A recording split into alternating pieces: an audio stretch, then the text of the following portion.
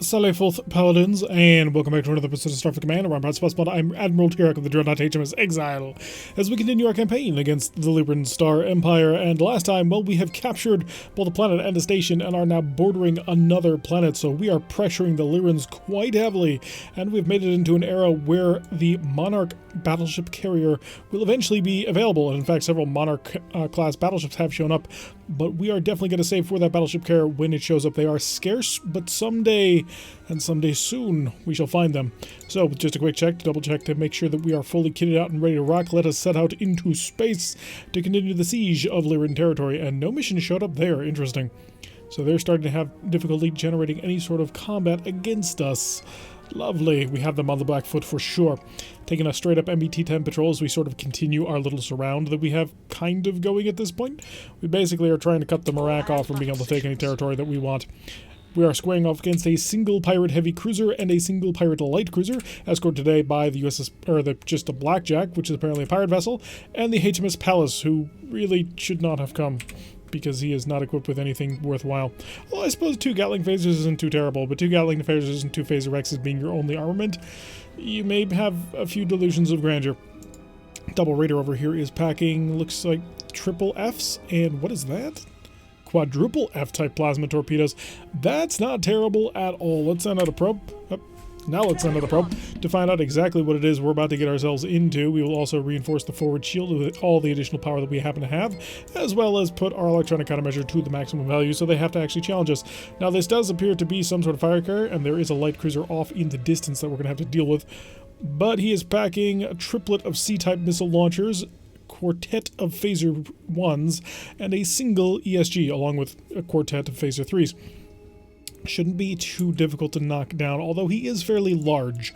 That's sort of what he has going for him, is the fact that he is portly, and hopefully has a lot of hit points, or at least hopefully for his side. On our part, we're looking forward to just breaking him down, although he is maneuvering away from us for a moment before he launched his fighter squadrons? Yeah, he's definitely going in for the Pallas, and the Pallas is being somewhat stupid about this. Although the Pallas was carrying a pretty decent number of fighters, and he is running directly away from us. He does not want to get involved too soon, because if he gets involved with us, he's completely dead, and he knows it. Alright, so the Pallas is about to die. Amazingly, actually managed to survive that. He's kicking out his ESG. Wait for it. Oh no, that was him kicking out the ESG. Alright. Let's open him up. He no longer exists. Yeah. That's the beauty of our battleship. Do we focus on the Lyran HWP, or do we focus on the people to our 6? Well, we got a CVSR, so a form of carrier. He is packing a couple of missile launchers, but I really think we may want to focus on the Lyrans here, because there's a whole bunch of interceptors that I'd like to remove from the fight, and the easiest and simplest way to do that is to simply kill this guy. We are going to see if we can't avoid the engagement just a little bit. Aha! Perfect. So we were able to completely avoid his ESG, made it totally worthless. And we're going to open him up a little bit. Smash through his shields, did 23 damage. He's now attempting to bomb us. I'm going to pull away, see if I can't bring around the other side. Gatling phasers, splattering through the rest of his shield. See if we can get the port side Phaser 1 array also in line. Do need to slow down a bit more if we want to get the rest of our weapon systems back online. Sounds like he's just reactivated his ESG, and he did. Bounced off our shield. We're doing okay now, and if we can get maybe one more salvo in, we might be able to actually crush him. But he is about to get onto our stern, so he's avoiding most of our main batteries, which will be a bit of a problem. Phasers getting into play here, and we do need to come completely around to bring the fusion cannons on to bear, because once they get involved, this fight is over. Most of the help, well, a couple of help wars able to get in. We need to get more of the fusion cannons in, because he's at point-blank range, and we are overloading. Got him. All of his little pseudo-frigates are gone. On to the last target of a Deathwing. It looks like we may actually save the Pallas. Nice. Let's focus on the Deathwing now, because the Deathwing still has a couple of fighters around the area. Shouldn't be anything too serious, but at the end of the day, they're fighting the Blackjack, who is trying to charge his plasma torpedoes and not doing a tremendously great job of it. How much free power do I have? I have a ton. Let's sap all of that so we can actually get on the move. We're not currently charging 4 of our fusion cannons at the moment because they are still in their cooldown cycle. That's going to change relatively soon. So let's hopefully... Oh, no, that has changed. We got to slow down now to make sure that we have enough power to actually charge these weapon systems. It's very important to get the fusion cannons ready. They are extraordinarily powerful up close, but the problem, of course, being you've got to get very much up close. We're going to sort of work our way around the corner of this little minefield before going right in, seeing if we can't save the Blackjack, but the Blackjack seems to be having a really rough time. Yeah, he's managed to whittle away some of the shields, but he hasn't been doing all that great, unfortunately. Looks like the CVSR, was the Deathwing? Yeah, the Deathwing is deciding to come more or less in our direction. He may be trying to take quick advantage of the palace, so let's kick on the engine and go right in for him. And just as a little bit of an extra, let's kick on the tractor beam. We might be able to grab him. I want to protect the palace as best as I can, but the palace is being very aggressive and going right in for things. And that's not exactly a healthy life choice. Palace, break away, please. Don't get too close. Let us handle this. This is our job. There we go. And the Palace demanding to get into this fight. He will not be left out. Let's activate this so I can drag him into a mine. Bring him around to starboard. Hi, I'm going to bring you into this mine. You may be able to break through my defense. Oh, nope, you won't, because you do not have a working tractor beam. Bomb. So we've bopped him a little bit more with a mine, and just a little bit more firepower, and he'll be gone. He still has a missile launcher, which he can use at his leisure. But I think, as long as he doesn't turn this shield in time... Nah, he's going to get that anyway. We got him. Alrighty, and it looks like both of our friends survived. I was not expecting the Palace to make out of that one intact, considering how many ships there were in the area. Especially because he got focused first. 312 prestige is our reward, as well as a neutralized tile. We'll pop over here for our first planetary assault of the day. 17,275 prestige is in the bank. We can afford any, and I mean any battleship in this game. Okay, we are staring down the barrel of a PL-7, which only will have 8 Phaser 3, so that'll make the planetary assault part of this relatively simple. We're squaring off against a single heavy cruiser at this time, though, and that heavy cruiser is an NSR. I believe you're fairly powerful, but maybe you're just a freighter cargo version. Can't really tell. Today we're being escorted by HMS Citadel. Hey, we were in a Citadel once. And HMS Exile. Wait a second, aren't we the Exile? Yes, we are. Game, you're not even trying at this point.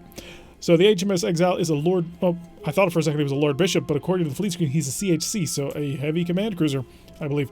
But this definitely looks like the Lord Bishop, because he's got the quartet of fusion cannons and the twin... or the quartet of Hellbores and the twin fusions on the front. We also have an HDW over here, so a heavy war destroyer. We're definitely going to focus on the heavy cruiser for sure. Let's get some phaser defense going on here, and electronic countermeasure before somebody shoots us and damages us in ways that we cannot keep, well, not infinitely. Let's start kicking on the engines, because now we have finished charging up everything. Get ourselves up to that speed, that's fine. We have no stored up power at the moment, but that's alright, because we will slow down in a bit, just to give us the 1 point. But for now, I'm relying completely on our countermeasure. Once we get a little bit closer, and now. Start to slow down, make them have to actually deal with our defenses. Go back to a normal speed of time. Looks like they've already gotten involved with firing fusion cannons from a distance of 20. The futility of that is just painful, actually. Incredibly painful. The phaser barrage is not necessarily a bad thing, but all of them select, unselect the fusion cannon, or the Hellbores, keep mixing them up today. Never mind, select the fusions, or Hellbores, we're going in. Well, too late. Okay, Hellbores. Free Hellbore fire, and give me a bit closer, good enough. There we go, 114 added on top of that. Fusion cannons at point blank range are amazing. Now we just need probably one more phaser salvo to just completely gut him. He's down to a speed of 5 and dropping. 4.5 is where he left off at. He still has a pair of pseudo frigates, but that's not really a big deal. Wow, he almost knocked down my shield. And fighter support managing to save the day. Okay, way off here in the distance, we have the light cruiser that is actually a heavy war destroyer. We're gonna chug along nice and slowly. No reason to jump right into this fight. We want to recycle all of our weapon systems so that we can deliver one titanic volley of death and destruction in all things. The phaser array is fully charged, and the fusion cannons have just come on to the charge cycle themselves. So we should have systems ready kind of shortly, because the Hellbores take 2 turns to charge, and they're showing half, and the fusion cannons take a single turn to charge. Or is it 2? One or the other, doesn't matter. By the time we actually engage the HDW XSR, we'll actually be fully ready for him. That is, of course, if we engage him at all. The Citadel and the Exile could just get in here and annihilate him completely. Heck, their fighters could do it, although I don't think that'll probably happen. Fusion cannons almost charged. Fusion cannons are prepared. Looks like the first of the suit of frigates has died. They are prioritizing them quite heavily. And now we can kick on the engine a little bit more. So having our heavy cruiser and light cruiser sort of range out ahead of us, exactly as a fleet should be constructed. And once again, that long-range fusion cannon fire is just so painful to watch because it's just a waste. A terrible, terrible waste. Soul Taker is just taking continuous fire at this point. He is trying to shoot back, but I don't think he's being particularly effective. Let's be honest. At the end of the day, we're a dreadnought and he's not. Hey, we may not even get into range in order to shoot. Probably I'm going to engage with the Hellbores, though. Just to make sure that he can deal a little bit of damage. Ooh, we missed 2 of them. That's unfortunate. He is sitting on an attack shift of 2, or at least he was. Now it's probably dropping because he ran out of power. Okay, somebody dropped a mine. This was not cool, guys. Point blank range. Attack shift is 1, but that'll be good enough. Good. Targets destroyed. It is now on to the planet and a maximum speed of time. Because, well, there's no point in saving it. Oh, the planet is perfectly sized to our actual target lock-on ring, or at least it was for a moment, and then that disappeared. Okay, planetary assaults require maximum electronic countermeasure, since we're not actually going to be defending ourselves against any of his weaponry. He cannot touch us with those guns. Too short-ranged. And while overloaded fusion cannons from a distance of beyond 3 are not particularly amazing, a quick check of the pamphlet, which tells us everything that everybody does, that'll do 6 damage at a maximum and average out at 2.5. Just to put that into context, at a range of 0, that'll do 19 damage with an average of 14.5. Oh, the fusion cannons fall off so very hard. That is the overloaded fusion cannon stat, by the way. So we are heading in towards the planet, and we'll start to slow down to make sure that we don't actually smash into the planet or come into range of his guns. Both of those would be rather bad. Yeah, pretty bad. Now, we could, if we really wanted, completely tank anything that he can throw our way. At the end of the day, the amount of firepower he actually has at his disposal is not tremendous. 8 phaser 3s is, well, it's 2 Gatling phasers, which can be devastating under the right circumstances, but it's not what I'd call a winning combination, although it looks like, yeah, we're just going to go right in. We're going to get nice and close within the range of 3, so that we can do this. 165 plus 2. I'll stop. How much does this planet have left in terms of Marines? 2. We're done. Okay, send in the Marines. We're gone. The war is concluded. They cannot defend against our 5 Marine team. Not with 2 of them, anyway. I'm fairly certain it's statistically impossible, but it might be statistically possible. I'm not quite sure how the game determines how to fight it out with Marines and the like. But in any case, we have managed to finish off all of their defensive teams, and the planet is ours. Didn't even have to launch our fighter squadrons. But then again, we were quite a lot versus not a lot. So 495 prestige will of course be our reward, and indeed. And the tile is down to an Empire defense of 25. Not very good for them, but quite nice for us. Pop down over here. Take a quick on patrol mission, because a patrol is frankly more interesting than a surprise reverse. Surprise reverse is a fun and cheap and easy way of getting a lot of cash early on. But wouldn't you rather fight somebody? We're being escorted today by the Free Spirit and Schreiber's Stuff. Schreiber's Stuff is twin F-type plasma torpedo and a single defensive plasma torpedo. Overload the fusion cannons. Make sure that's all set up and ready. Oh no, it's a triplet. I missed this F-type plasma torpedo. So, again, quite the nice armament, although I suppose he is a light cruiser, isn't he? The DWX, the Free Spirit, is also carrying a pretty decent amount of plasma torpedoes, a triplet also of G's this time, so a little bit further range, but they take more power and do no more damage. Wow, I'm not really sure which one's better. Let's make sure that we have a form of shield reinforcement going on here. That way we're actually defending ourselves, as well as the electronic countermeasure that we desire. And the target has shown up at NBT. Oh, never mind. I was about to freak out because this is the ship symbol for a X-type heavy cruiser. Or no, an X-type destroyer. Lucky for us, he's not actually an X-type destroyer. He is, what was it again? An NBTX. So, a battle tug. These are not very common. We don't run into all these often, and we almost never see them in stores for us to buy. But this battle tug, as you can see, is just carting to the gills with all of the weaponry you could ever want. He's got no less than 8 disruptors. Wow, this is really more of a dreadnought. 8 disruptors and 4 ESGs. He backs that up with 1, 2, 3, 4, 5... 5, 6, 7, 8, 9, 10, 11, holy crap. I take it back. This guy's a monster. Okay, so he's definitely a battle type. And he is just carting every single one of the weapons you would ever possibly want. This literally is Dreadnought levels of firepower here. I mean, a battleship would have 6 ESGs, but this is no slouch by any stretch of the imagination. The number of phasers that he has, he's definitely getting up there. It's rather amusing and somewhat terrifying. He's also got a pair of Phaser 3s, in case that matters to anybody, but I doubt that they're going to have a significant effect on this battle. Already starting to open fire on Schreiber's stuff. Schreiber will no doubt unleash an entire volley of plasma torpedoes. Looks like he's only got 2. Okay. Will no doubt unleash a volley of plasma torpedoes, which will cause him to immediately stop, which will allow the Free Spirit to unleash a volley of plasma torpedoes that will not get sucked up by the Wild Weasel. He managed to penetrate our reinforcement just a little bit with those disruptor shots. Are you not going to shoot your stuff? There he goes. Ooh, he got hits on it too. Although it does look like, from my perspective anyway, that he did not destroy the Wild Weasel shuttle, and those will all get wasted. Still, he managed to completely open him up. That will mean that we will have an easy shot in with our Hellbores because we already have a down shield, and it's a front down shield. That'll be quite nice. I thought I heard something cloak. Oh, okay.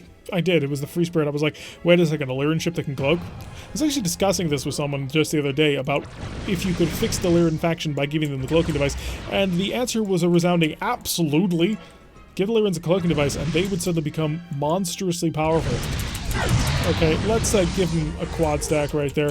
4 blasts from our Hellbores, and then we're going to close to nice and close range, although we do want to slow down quite significantly because we need to give ourselves a little bit of defense. Caught him open.